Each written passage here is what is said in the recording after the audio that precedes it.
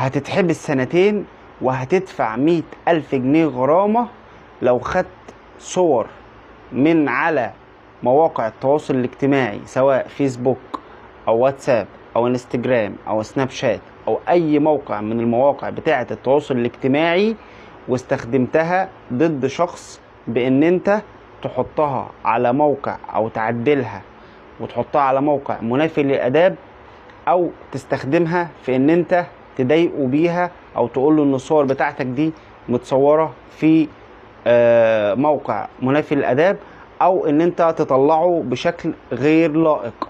وده طبعا الكلام اللي بتكلم فيه ده طبعا مش كلام مبهم، لان انا ما بتكلمش غير لما يكون في سند قانوني، ده وفقا لنص المادة 26 من قانون مكافحة جرائم الانترنت الصادر في عام 2018.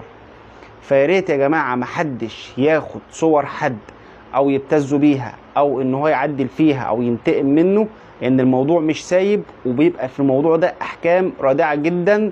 غير لما انت ما تدفع الغرامة دي، اصلا الشخص بيرجع يدعي عليك مدنيا بمبلغ محترم، وبياخد منك تعويض بعد ما انت تدفع الغرامة وبعد ما انت تتحبس. وهتدفع حتى لو انت محبوس. دي نقطة. لو في حد ابتزك او حاول يبتزك او يبتزك بصورك، ما تسكتيش او ما تسكتش، واطلع على مباحث الانترنت واعمل ضده محضر، والاجراءات هتمشي مظبوطه، والمعامله كويسه جدا هناك في مباحث الانترنت. وان شاء الله باذن الله اي حد اتعامل معاه كده يقدر ياخد حقه. فولو لايك، واستنوني في معلومه قانونيه جديده.